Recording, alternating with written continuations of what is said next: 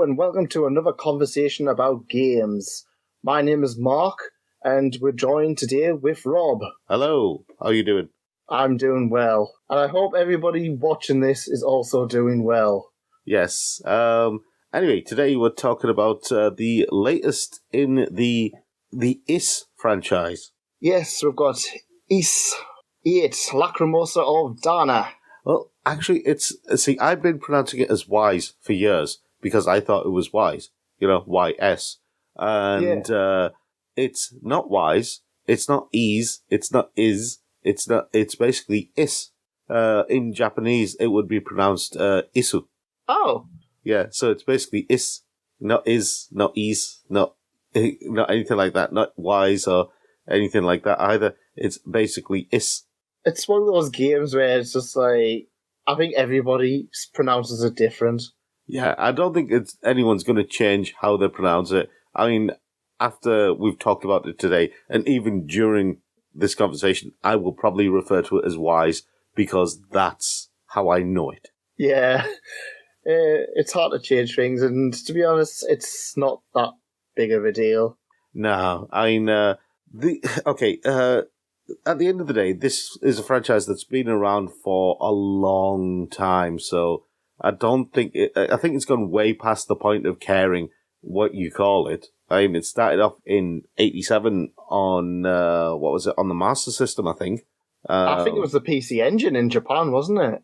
No, I think the original IS-1, Ancient Is Vanished, which I pronounced when I saw the game, Wise 1, Ancient Wise Vanished. Just having a quick look here. The NEC PC 8801. Yeah. There we go.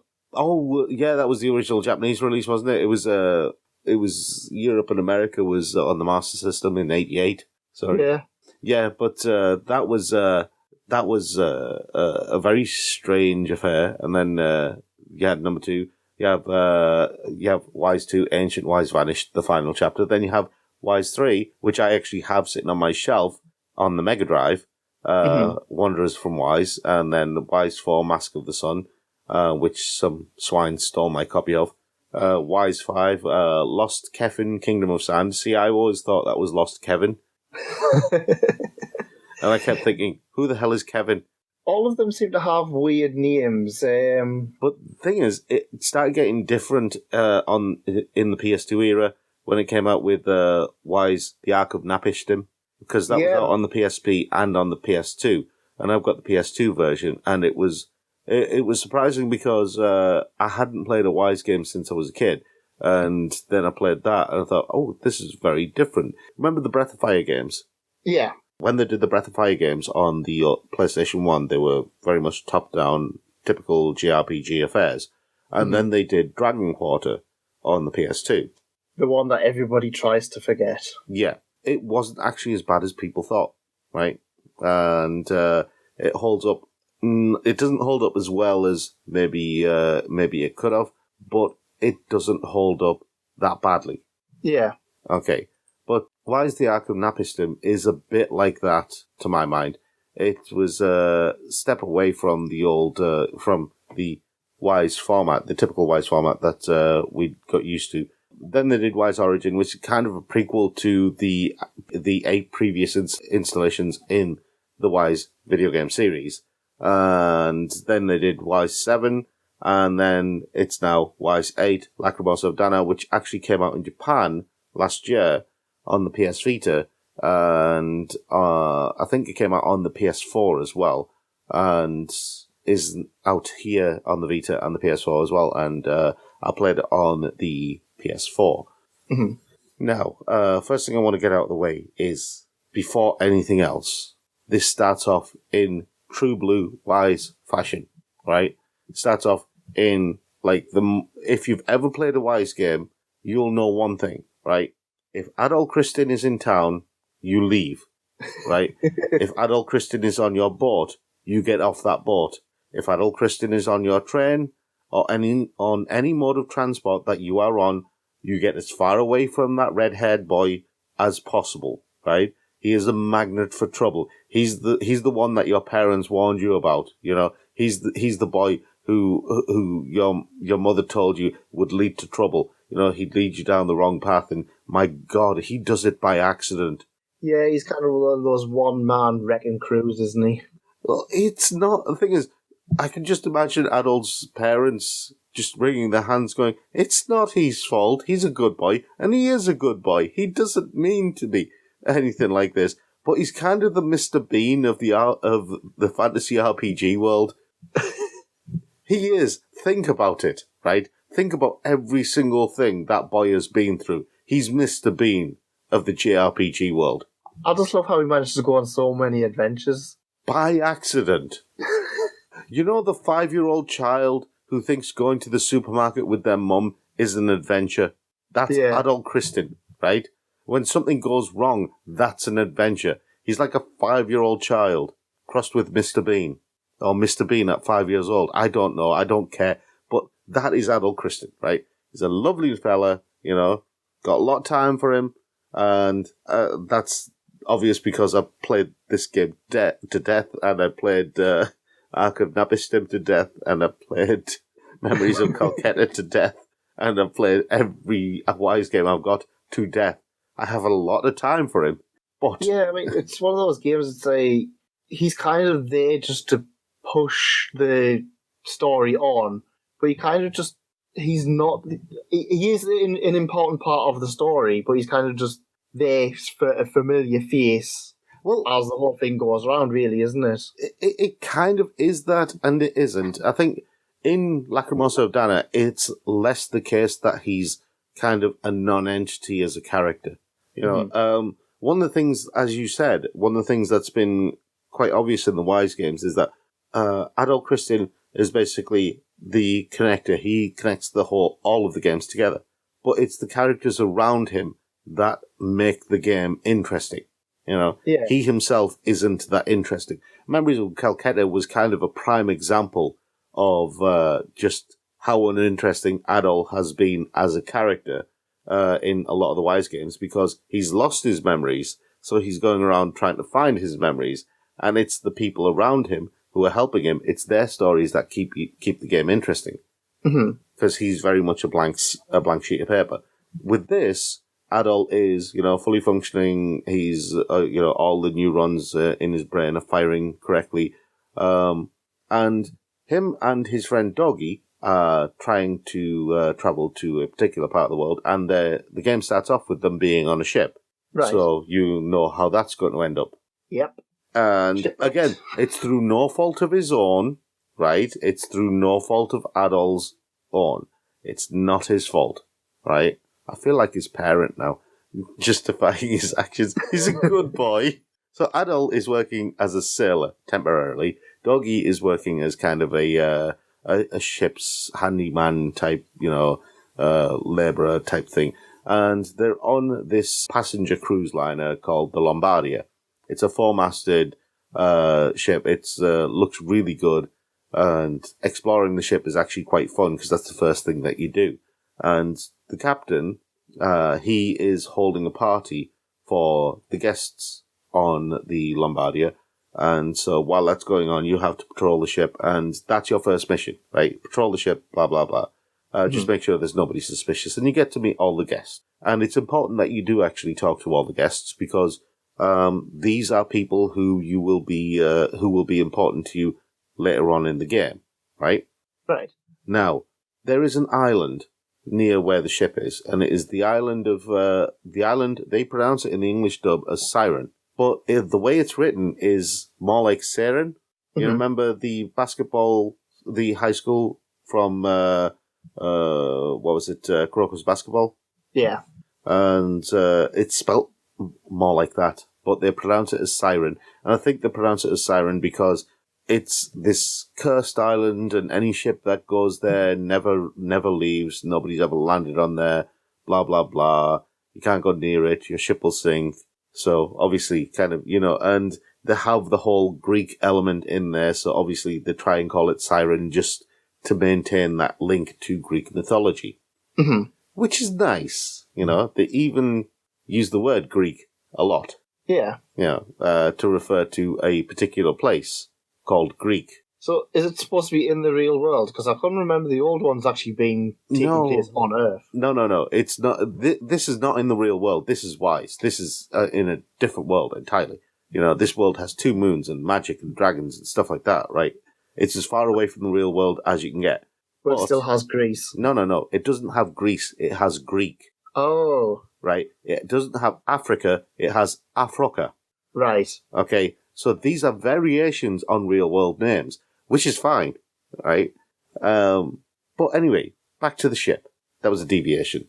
So you're on the ship, and all of a sudden, the ship is attacked by a giant tentacle, and then several giant tentacles. Obviously, something in the water wants to sink the ship.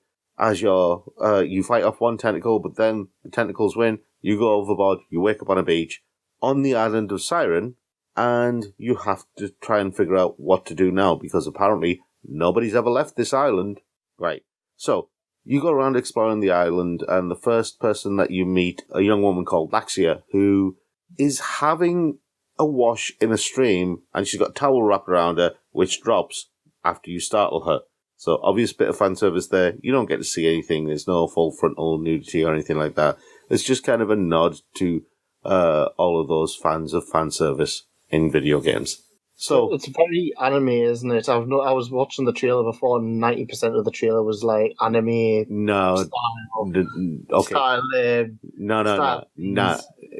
Was that just the cutscenes? That's the cutscenes. Okay. Mm-hmm. See, this is where a lot of people make the mistake of thinking that Wise is basically an anime RPG. It's not. It's an action RPG first and foremost, and that plays out in the way that the game plays out in the field.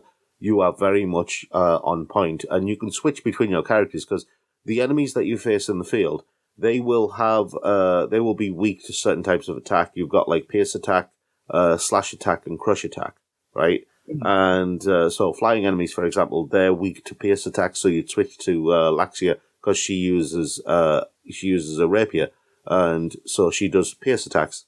Whereas Adult does a lot of slash attacks, and your big strong guy who wields an anchor for some reason uses crush attacks. They're the first 3 characters. You'll meet Captain Barbaros, who has also survived, and you'll meet Sahad, who is a fisherman who wields half an anchor for some reason as a weapon. He's your big strong guy. And they all have their own attack styles, but they also have their own special skills in combat, and their own super moves, kind of an extra skill, which you can pull off. And these are quite flashy and do a lot of damage, right? But one of the reasons why you'll be out in the field and why you'll keep going over the same areas over and over again will be for leveling, right? The typical grind. The second reason why you'll be going over these areas, why you'll be covering them again, is to gather resources, okay? So you'll be killing animals for bones and shells and bits of fur and stuff like that. And you'll be gathering resources because you need those, because what you'll be doing on this island, once you've gathered a certain number of survivors, you have effectively a community, and you have to then try and help the community and manage the community. And to do that, you build a town, Castaway Village.